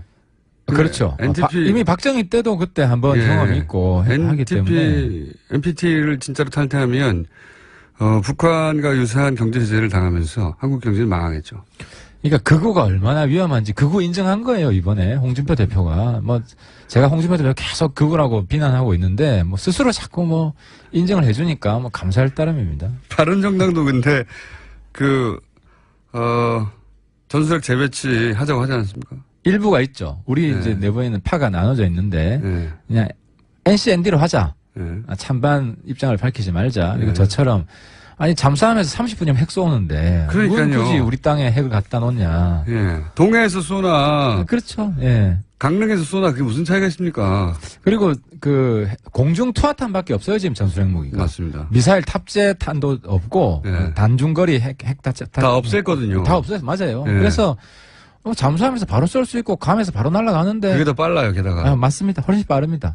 굳이 우리 창고에 그걸 남겨두고 벌벌 떨 필요가 뭐가 있느냐. 게다가 우리 창고에 있다거나 심리적 안정감도 사실은 허구인 게 버튼도 우리가 누를 수가 없어요. 미국이 통제하는 건 똑같죠. 맞습니다. 뭐하러 이 창고에 들어놓냐 이거죠. 그렇습니다. 근데 그 유일한 허용성은 중국을 압박하는 용이었는데 이미 미국이 안 된다고 답변한 이 상황에 그걸 전술핵 계속 주장할 필요가 없다는 거죠. 그 목적은 저는 하나인 것 같아요. 이제 북핵에 대해서 사람들의 불안감이 실제 있으니까요. 그 공포에 편승해서 정치적 이득을 얻으려고 하는 거죠. 자기들도 안 된다는 걸 모르겠습니까? 그렇죠. 그래서 저는 보수정당이기 때문에 핵 탑재 잠수함 상시 배치를 주장을 하는 게 그나마 국민들 불안을 좀 들어줄 수 있지 않겠냐. 미국도 그 정도는 하지 않겠습니까? 그러니까 핵 개발까지 나간 건 진짜 많이 나간 건데, 그래서 이제 거기서 바른정당과 자유한국당의 차이점이 드러날 타이밍이긴 한데, 남경필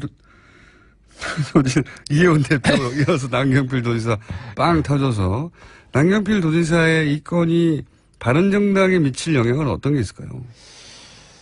어쨌든 위기를 기회로 삼아야 되고 위기의식이 커지고 있는 거죠. 우리 지지자들이 이 당을 지켜야겠다 하는 굉장히 커질 수 있을 것 같고, 아까 부작용은 약점 있는 분들이 조금 더 불안해하겠구나. 근데 이제 글쎄요. 아무튼 저는 김무성 대표가 아주 오래된 정치 이력을 가지고 있기 때문에 거기에 휘둘 분이라고 보지는 않습니다. 저는 봅니다.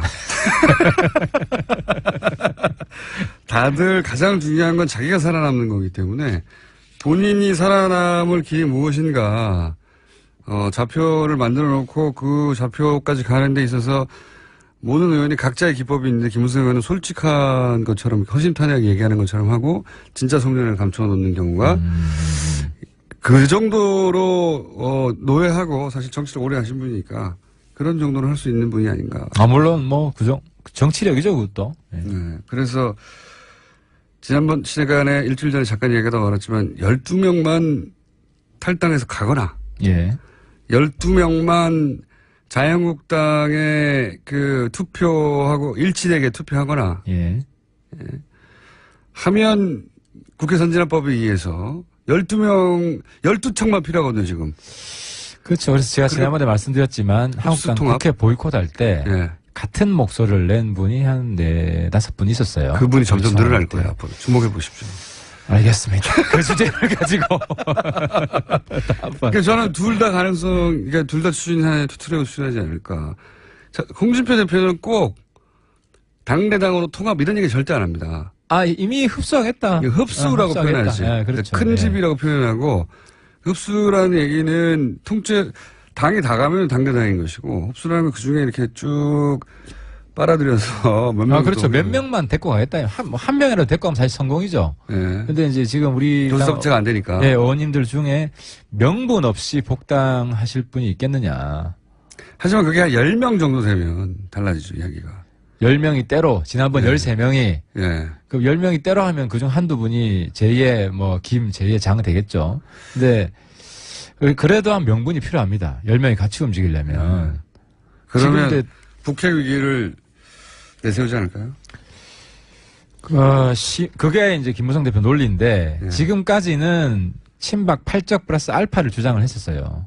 예. 우리가 들어갈 명분은 8적 가지고도 안 되고 거기다가 2-3명 더 보태야 된다. 근데 지금 서청원 최경환 출당시키는 것도 어려워하는 당이기 때문에 그 명분은 못 챙겨주고 그 외생적 변수가 생길 거다 하는데 그건 너무 막연하죠. 정치하는 사람 입장에서는. 외생적 변수를 기다려서 그때. 그래서 아마 명분을 못 찾아서 쉽게 탈당을 못 할 거다. 저는. 이런 거 가능하지 않을까요? 북한이 지금 이 시도를 멈추지는 않을 것 같고 한 번 더 할 수도 있을 것 같고요. 예, 미사일 더 쏠 겁니다. 미사일 더 쏠 수도 있고 그러면 북핵 실험을 한 번 더 하다든가 아니면 ICBM급을 좀 더 장거리를 쏜다든가 그럴 때 막 확 들고 일어나는 거죠. 확 들고 일어나면서 문재인 정부 무능을 보라면서 우리 이 안보 국면을 이렇게 흩어져서 보수가 대응할 수 없다. 다 같이 합치자. 뭐 이런 명분 막 만들어가지고 그런 얘기 하고 싶은 게 있죠. 근데 네. 국민들이 바보가 아니고 특히 우리 의원들도 그때 보이콧 의청할 때 보면 네. 다수가 합리적이에요. 그분들은 아직 약점 안 잡힌 것 같아요. 그분들이 보이콧도 말도 안 된다 해서 그걸 그냥 무산시켜버렸거든요. 그러니까 너무 과한 명분을 들고 나오면 당 내부에서 제어가 됩니다. 아직까지는 그런 그렇습니다. 분위기입니까? 예, 아직까지는 네. 그렇습니다. 사실 불안해하고 있긴 하죠. 당에서. 근데 어쨌든 최대한 빨리 이 위기를 극복해 나가겠습니다. 그러면 바른정당이 자강론으로 질주하려면 결국 하태경 의원이 또 대표가 돼야 되네요. 보시였지 않습니까? 저 물불 안 가리고 싸우고 있고 좀 이렇게 좀 도와주시기 바랍니다. 예. 저희 방송에 나왔다가 이렇게 잘 되시고 이렇게 한꺼번에 추락하는 분들이 있거든요. 그 코스가 몇 번 검증됐습니다. 네. 요거 한 가지만 더 좀. 예. 요즘 블랙리스트 한참 나오지 않습니까? 예. 이거는 보수정당에서 뭐라고 대응해야 되는 겁니까? 이거는 변명의 여지가 없고 정말 저는 사실 MB 정부 때 국회의원도 안 했고 관계가 없지만 정말 죄송하고 보수가 반성해야 될 일이고 그 연예인 분들 제가 일일이 개인적으로만 사과하고 싶어요. 앞으로 더 이상은 그런 일이 절대 없을 것이다. 그리고 원래 원칙적인 보수는 블랙리스트 안 만듭니다. 기본적으로 표현의 자유를 인정을 하고. 그래서 아무튼 이건 정말 부끄럽습니다. 너무 미안하고 죄송합니다. 박근혜 정부 시절은 없었을까요? 과연? 국정원에서 예. 국정원에서 만들기는 어렸을 거예요. 국정원 댓글 때문에 푸닥거리를 한번 했고 이제 국감까지 했기 때문에 그래서 이제 청와대에서 바로 내려갔던 거라고 보이고 국정원에서 했으면 청와대에서 안 했겠죠. 그러니까 국정원에서 못했으니까 김기춘 실장이 본인의 또 나름의 우국충정이 있잖아요.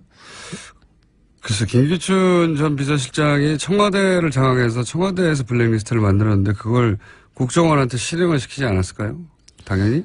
네, 국정원에서도 이 원장 되는 분이 그런 나름대로 배심이 있어야 되는데 그런 분이 아니었죠. 마지막에 원장 하신 분. 그러면은 국정원이 김기춘 비서실장과 박근혜 정부의 블랙리스트 명령을 거부했다는 겁니까? 아니, 명령을 하지 않았을 거예요. 그러니까 국정원이, 왜냐면. 저는 그건 아니라고 생각합니다. 근데 왜 명령을 하지 않았을 거라고 생각하시는지. 아니, 그러니까 댓글 문제로 이미 홍역을 치렀는데, 예, 그것 때문에 내부에 상당히 그 경계하는 게 있고. 그러니까 더 조심스럽게 했겠죠. 국회가 감시하고 하기 때문에 댓글 리스트를 똑같이 만들어가지고 이중 플레이를 하라. 그러니까 문체부에서 하고 있는데 국정원에서 같이 하라. 그 정도 저는 간이 컸을까 싶어요. 그건 약간 국정원을 너무 진짜 흥신소 수준으로 보시는 것 같은데 국정원 정도라면 들키지 않고도. 근데 국정원 내부에 정책 성향이 있는 분이 항상 있고 그래서 항상 터져 나왔어요. 네. 내부에서 내부 고발자가 있기 때문에 그걸 아주 잘 알고 있는 집단입니다. 그러니까 똑같은 시행착오를 반복 저는 하지 않았을 거라고 봅니다. 더 안 들키도록 했겠죠. 그게 어렵습니다. 이 상의를 해야 되고. 자, 그러면 내부에 회의를 해야 되고. 공개적으로 내기 한번 하죠. 예. 박근혜 정부 하에서의 댓글 공작 혹은 블랙리스트가 뭔가 문건이 나오거나 하면 의원님이 염색을 하세요. 빨간색으로. 잠깐만. 박근혜 정부와의 추가 댓글 공작? 예, 추가 댓글 공작 혹은 블랙리스트 국정원이 관여된. 그건 제가 하겠습니다. 빨간 걸로. 제가 빨간색. 지정하는 색깔 노란색이나 빨간. 오케이, 지정해주세요. 예. 제가 지면. 의원님이, 위원님이 지정하는 색깔로. 여기까지 하겠습니다. 예, 감사합니다. 지금까지 바른정당의 하태경 최고위원이었습니다. 감사합니다. 예, 감사합니다. 자, 불친절한 AS. 오늘 상상 문자, 타인버신 문자 많이 왔습니다. 예. 대부분 일주일 후에 있는 공개방송 관련된 건데. 오늘 공개방송 때 직접 아침을 제공해 주셔서 감사합니다. 이분 뭔가 좀 아시는 분인 것 같은데. 저희가 뭔가 드실 수도 있는 걸 드실 수도 있다. 예. 드시는 걸 드릴 수도 있다. 예. 그렇습니다. 네.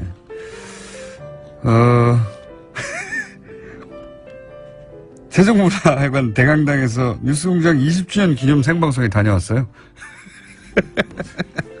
이런 문자가 요즘. 예. 심지어는 캐나다 토론토 1주년 기념 방송. 네. 많습니다. 이런 문자가. 엄청 많은데, 이런 문자는 아무것도 아니에요. 오늘 아침에 타임머신 타고 온 분이 있어요. 오늘 아침에 오늘이 생방 중인 줄 알고 일주일 남았는데 이번 주 화요일 아니에요? 그러고 오신 분이 있습니다. 그래서 그분과 단독으로 사진도 찍고 수고하셨다고 멀리서 오셨던데 잘 조심해서 내려가시기 바랍니다. 일주일 먼저 문자 보내는 게 아니고 일주일 먼저 오신 분도 있었습니다. 다음 주 화요일 7시 5분에 공개방송 합니다. 네, 많이들 와주시고, 저희, 게스트들 대부분 잠깐이라도 등장해서 스쳐 지나갈 겁니다. 그러니까, 그날 뵙겠습니다. 네, 그리고 간식도 저희가 준비, 할 수도 있습니다. 네. 다음 주 화요일이에요. 그날 뵙겠습니다. 칼 플라이 사회경제연구소 가입자 좀 늡니까 다시? 확 줄어졌잖아요. 뭐 확 줄어요. 줄지도 않았고 늘어나지도 않고. 그래봐야 그저 그렇습니다. 그래봐야 한 자리 숫자이긴 한데 그래도 2명과 6명은 다르잖아요. 그렇죠. 예. 그러니까 5를 기준으로 10에 가깝습니까? 1에 가깝습니까? 요즘 1에 가깝습니다. 근데 일주일에 몇 명씩만 늘어도 대단한 겁니다. 네. 왜냐하면은 지난 몇 년간 거의 한 번도 늘지 않았기 때문에. 네. 아니요, 그렇지 않아요. 3년 동안 300명이 늘었으니까. 3년에 1년에 100명. 예. 3일에 1명 아닙니까 그러면 평균. 그렇죠. 초기에 확 늘었다가 그 다음에 안 늘었겠죠. 뭐 그런 거죠. 자, 칼 폴라니 사회경제연구소는 홈페이지도 있죠? 그럼요. 네. 홈페이지도 없는 결 연구소도 있습니다. 저희 임정우 소장님 결 연구소 홈페이지가 없고 카페를 따로 인문 결 연구소 카페를 따로 운영하신다고 하더라고요. 예. 홈페이지는 곧 하겠다고. 자, 오늘 주제를 사드로 들고 오셨어요? 네. 네. 사드로 들고 오시는 거는 아무래도 중국 쪽에서 이제 철수하는 기업들도 많고 중국은 뭐 경제보복이라고 인정 안 하고 있지만 경제보복은 확실한 것 같고요. 네, 중국 정부가 뭘 공식적으로 한 건 물론 없습니다. 그러나 어떻게 보면 우리나라의 한 80년대 국민들이 그러니까 굉장히 민족주의적이고 국가주의적인 그런 게 작동을 그렇죠. 하기 때문에 정부에서 딱 구호 외치면 쭉 따라가는. 그러니까 정부가 한 정도는 어느 정도냐면 이제 롯데에 대해서 소방 점검 뭐 이런 거 하죠. 네, 맞습니다.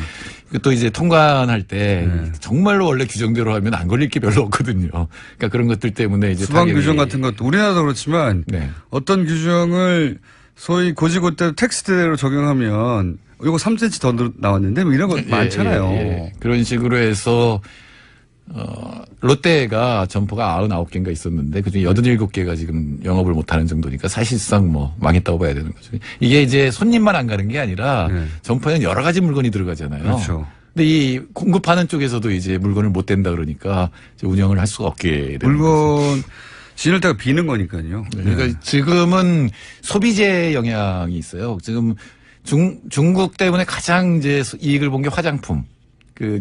중국 여성들이 정말 한국 화장품 좋아하거든요. 그 다음이 이제 한류 이런 쪽, 그 다음 자동차 이런 것들이 소비재잖아요. 소비재가 직접 영향을 지금 받고 있고 아직은 부품 장비 쪽은 괜찮은데 만일에 중국 현지 생산이라든가 이런 게 줄어들게 되면은 이제 한국의 부품 수출도 이제 문제가 될 수가 있겠죠. 결국 이제 미국의 이제 동아시아 전략 때문에 설치하게 되는 사드 때문에 피해는 우리가 입게 되는 건데 이 피해 규모나 혹은 지금까지의 피해 정도 뭐 어떻습니까? 한은이 이제 공식적으로 발표를 했는데 GDP 한 0.2% 빠질 거다. 근데 그거는 어떻게 계산했냐면 관광객이 30% 줄어들고 수출이 2% 줄어든다고 이제 그러니까 가정을 하고 추정을 한 건데 사실 그거보다 훨씬 더 많은 작년 전망입니다. 그러니까 작년 2월부터 금년 2월까지 1년 동안을 본 건데 사실 금년 2월부터 내년 2월까지 전망한 건데 사실 그보다 훨씬 클 것 같거든요. 중국 관광객 예를 들어서 명동이나 또는 면세점의 매출은 30%가 준 게 아니라 그렇죠. 거의 뭐 폭락했다고 하던데. 제가 다니는 대학원이 북촌을 끼고 올라가는데 많이 줄었어요. 옛날엔 중국 사람들 때문에 걷지를 못했는데 요즘 뭐 명동에 제가 자주 가는 건 아닌데 어쩌다 한번 이 일이 있고 나서 가면 그전에는 80~90%는 그 중국어였거든 들리는 게. 지금 안 들립니다. 그리고 굉장히 시끄러웠잖아요. 많고 시끄럽고. 그러니까 우리나라 2016년 작년 대중 경상적자 그러니까 수출 무역에서 얻은 흑자하고 경상 흑자, 그다음에 여행 수지에서 얻은 흑자가 한 406억 달러 되거든요. 2015년에는 한 470억 달러 가까이 됐어요. 이게 우리나라 GDP 2.5% 정도 됩니다. 그러니까 만일에 반 정도 줄어든다 그러면 우리나라 GDP가 1.2% 깎이게 되는 거죠. 근데 우리나라 지금 3% 성장이 어렵잖아요. 근데 그중에 1% 깎여 나가면 이건 굉장히 충격이 크다고 볼 수가 있죠. 그렇군요. 지금 당장은 이제 무역 수지, 여행 수지, 부품까지는 아직 안 갔다는 말씀이시고, 그죠? 네네. 그리고 중국의 현대자동차도 상당히 힘든가 봐요. 기사 계속 나오는 거 보면. 예. 현대자동차, 기아자동차 전부 현지 공장이 제대로 돌지 못하죠. 안 팔리는 것도 안 팔리는 거 한 40% 판매가 줄었으니까 이건 더 줄 것 같은 느낌이 들어요. 근데 또 하나는 이제 현지 공장들이 있는데 부품 수급이 원활하지 않으니까 왜냐면 납품 대금을 제때 못 주니까 옛날에 그게 다 이렇게 몇 달씩 묵혔다가 주고 이랬는데 이런 것들이 이제 문제가 되면서 지금 조업이 안 되고 있죠. 그래서 현대차도 중국에서 사기 크고 롯데는 뭐 철수인 것이고 롯데나 현대차 같은 우리나라 대표적인 대기업들이 못 버티면 나머지는 뭐 버틸 리가 없지 않습니까? 근데 그건 물론 이제 중국의 상품들이 경쟁력이 높아진 것도 있어요. 삼성이 스마트폰에서 1위다가 지금 9위까지 떨어졌거든요. 그러니까 그건 중국 제품이 많이 시장 내에서 많이 대체를 하고 있는 것도 있고 물론 사드도 이제 거기에 더 나쁜 영향을 미치게 되겠죠. 아무래도 선호하는 상품에서 한국제가 뒤로 밀리는 이런 경향이 나타나니까요. 그리고 이제 정부가 한국 제품을 구매하는 것을 표면적으로 드러내놓고 하지 말라고 하진 않지만 중국인들은 다 느낄 정도고 그거를 그 정부의 정책이라고 받아들이면 굳이 내가 중국 공산당에 싫어하는 일을 할 필요는 없지 않느냐 이렇게 생각하는 거 아닙니까 지금? 그러니까 지방 정부나 공기업이 많잖아요. 네. 근데 제가 처음에 중국 갔을 때 소나타 택시가 있는 걸 보고 놀랐거든요. 그건 이제 산 거예요. 네. 서울시가 그러니까 북경시가 네. 소나타를 산 건데 그런 거는 바로 바꿔버리면은 네. 그럼 타격이 크게 되겠는데 더 나쁜 거는 최악의 경우는 뭐냐면 중국에서는 관시 예, 로 그렇죠. 보통 이제 사업을 하잖아요. 특히 처음 시작할 때. 관계를 통해서. 예, 근데 부패 잡는다고 하면 이건 무슨 경제적인 문제도 아니고 형법의 문제가 되기 때문에 중국 정부가 보복하려면 아직도 할 일은 많이 남아 있죠. 아, 이게 이제 북핵 혹은 뭐 사드가 철수하지 않는 한 앞으로 계속될 거 아닙니까? 그렇죠. 네. 많은 분들, 어떤 분들은 센카쿠 열도, 다이오유 열도 때 잠깐 문제가 됐고, 그 다음에 다시 원상태로 돌아갔다, 뭐, 줄어든 상태로 이제 쭉 갔다라고 얘기를 하는데, 센카쿠 열도는 뚜닥뚜닥 붙었다가 다시 원상태로 돌아간 거잖아요. 예, 예. 그러나 사드가 배치된 거고 그 상태에서 완전히 변화가 있는 거죠. 더 들어올 수도 있고 기술이 더 발전할 수도 있기 때문에 예. 그리고 중국 입장에서는 이건 전략적인 문제거든요. 전략적 균형이 무너졌다고 중국이 생각합니다. 그러니까 동아시아에서 예. 미국하고 중국이 이제 패권 경쟁을 벌이는데 현재까지 이 적당히 맞는 균형에서 사드가 하나 들어감으로 해서 예. 이게 앞으로 더 균형이 무너질 거라고 생각하니까 아마 중국은 계속 신경을 쓸 거고 경제 보복도 할 거라고 저는 봅니다. 무기 하나의 문제가 아니라 이제 전략적 균형이 무너졌다고 상징적으로 그 레이더가 물론 뭐 중국이 정말 전쟁이 나면 그 레이더 미사일을 쏴버리면 되는데 제 말은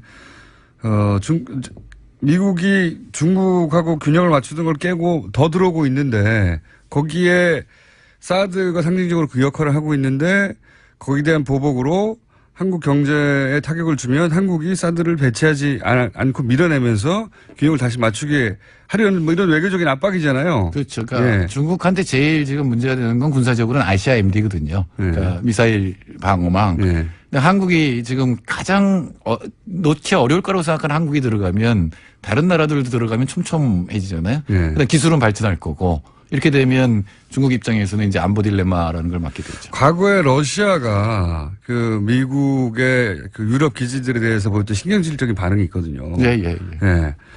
그거를 중국이 지금 우리나라한테 보여주고 있는 거죠. 그렇죠. 다른 나라한테도 보여주는 거기도 합니다. 예. 왜냐하면 한국이 사드 배치하고 아무 일도 없었다 그러면 다른 나라들도 미국이 요구했을 때 갖다 놓을 수 있거든요. 네. 그래서 저는 이 사드를 순식간에 대선 기간에 몰래 들여놔 버린 그 라인에 있는 그 책임 관계자들은 정말 크게 처벌해야 된다고 봅니다. 이 국가적 그 손해들을 맞게 하는데 중요한 역할을 한 거거든요. 그러니까 굉장히 중요한 반역죄예요, 반역죄. 몇십 년이 갈 결정을 한 건데 영향을 미칠 결정을 한 건데 어떻게 결정을 했는지는 알아야 될 거예요. 지금도 모르고 있고. 예, 지금도 모르고 있는데 지금 그 조사를 지금 해야 되겠죠. 그 사람들은 정말 뭐 단순한 방산 비리 누구한테 로비를 당했 이 차원이 아니라 저는 반역죄로 다스려야 된다고 봅니다. 이 이야기들이 다 연관된 얘기들이죠, 다. 그러면 우리가 이 국면을 벗어나게 이제 사드 이외에 뭐 WTO 제소라든가 이런 방식으로 이 국면을 벗어날 방법은 있나요? 아니, 할 수도 있고요. 그 다음에 한중 FTA도 이게 투자자 국가제소권 들어있거든요. 그리고 제가 보기에는 다 걸려요. 이거 그러니까 이런 내국민 대우, 조치들은 체육 대우, 최소기준 대우 다 걸려요. 내국민 대우라는 거는 중국 기업하고 롯데를 차별했느냐 안 했느냐 차별을 했어요. 제가 보기엔. 그렇죠. 소방이 점검할 때 예. 중국 기업이나 그다음 체육 대우는 뭐냐면 일본 기업하고 한국 대우를 차별했느냐 이것도 했어요. 일본 마트에 대해서 그렇게 철저하게 조사 안 했을 거거든요. 최소 기준 대우는 잘 모르겠는데 이건 국제 기준에 비추어서 과하냐 아니냐인데 과연 이거를 제소를 하는 게 실익이 있느냐를 기업도 따질 거고 정부도 따져야 돼요. 제소한다는 건 이제 무역 분쟁으로 간다는 거 아닙니까? 무역 분쟁으로서 사실상 재판을 하는 거죠. 네. 근데 이게 몇 년씩 걸리고 이 투자자 국가제소권의 경우는 기업들한테 돈이 많이 들어요. 근데 이겼다 한들 네. 만일에 한중 관계가 좋아져서 다시 들어가야 될 때 어떻게 할 거냐. 이게 문제가 되거든요. WTO는 보통 2년이 걸리고 그게 그렇게 강제 규정이 없어요. 그러니까 진다고 하더라도 그거에 대해서 뭐 할 게 있어야죠. 뭐 소방정권 뭐 그래 제대로 할게 이러면 그만이기 때문에 실효성이 없으니까 지금 이제 그걸 할까 말까 지금 그냥 가지고 있는 거라고 봐야죠. 카드로 가지고 있는 거겠죠. 네. 카드로 가지고 있는데 중국에 별로 개의치를 않기 때문에 큰 카드가 아니에요. 예, 이 문제는 사드 안보에서 풀어야 됩니다. 경제 문제를 어떻게 할 방법이 없어요. 그러니까 이 사드 문제를 가지고 중국이 경제로 압박을 이게 대북 제재로는 경제 제재가 안 통했는데 한국한테는 네, 통하죠. 통합니다. 예, 그거는 안보 이론에서 굉장히 중요한 게 있는데 제재를 가했을 때 얼마나 견디느냐의 문제가 있는데 북한 사람들은 제재 가하면 더 똘똘 뭉치거든요. 아니 그리고 경제가 성장했잖아요. 수치로 볼 때. 성장하고 대외 의존율이 한 30%밖에 안 되고 이게 그 중에 90%가 중국이에요. 예. 근데 한국은 대외 의존율이 100%가 넘거든요. 100%가 넘을 수도 있습니까? 아, 그럼요. 그러니까 GDP 분의 수출 더하기 수입이기 때문에 아주 조그만 도시국가는 400%도 돼요. 그렇군요. 예, 그러니까 이게 우리는 제재를 받으면 바로 이제 오는 거죠. 특히 우리는 중국에 대해서 수출이 25%를 의존하고 있기 때문에 상당한 영향력이 있습니다. 물론 장기적으로는 지나친 중국 의존을 좀 바꾸어야 되거든요. 그러니까 다른 나라로 좀 올리고 시간이 걸리지 않습니까? 예, 예. 실제로 지금 베트남으로 많이 가고 있는데 근데 시간이 걸리고 양쪽이 다 손해를 보는 게 아니에요. 더 많이 의존하는 쪽이 손해보죠, 당연히. 박근혜 정부 시절에는 이런 얘기 했었어요. 사드에 대한 경제보복 얘기했을 때 무슨 소리냐. 중국도 우리하고 경제가 밀접하게 붙어있기 때문에 그랬다가는 우리만 손해를 보는 게 아니라 중국도 손해를 보기 때문에 그렇게 못한다고 했거든요. 예, 많은 경제학자들이 그런 얘기를 했죠. 웬걸요? 경제가 분명히 전쟁이나 갈등을 일어나지 못하게 하는 요인인데 그게 오히려 증폭시킬 수도 있어요. 제국주의 전쟁 같은 게 일어나잖아요. 경제적 이익이 부딪혀서 그래서 너무 쉽게 경제 때문에 그런 일이 벌어지지 못할 거라고 하는 건 단순한 겁니다. 그러니까 박근혜 정부 시절에 사드를 배치해도 된다고 하는 논거로 등장했던 중국의 보복, 경제 보복이 큰 피해가 없을 것이고 중국도 그렇게 못할 것이라고 했던 것은 사실이 아닌 것으로 지금 드러나고 있습니다. 그러면 문재인 정부가 빨리 시정해야죠. 그러니까 이게 진짜 경제 문제가 아니라 안보 문제로 풀어야 되는데 어려운 문제입니다. 카드가 너무 손이 없어서. 자, 이런 상황이라고 합니다. 일단 오늘 여기까지 하고요. 이거 한 번 더 해야 될지도 모르겠습니다. 예. 알겠습니다. 지금까지 일주일에 한 자릿수로 서울이 늘어갑니다. 칼폴라니 사회경제연구소의 정태인 소장님이었습니다. 감사합니다. 감사합니다. 내일 뵙겠습니다. 안녕.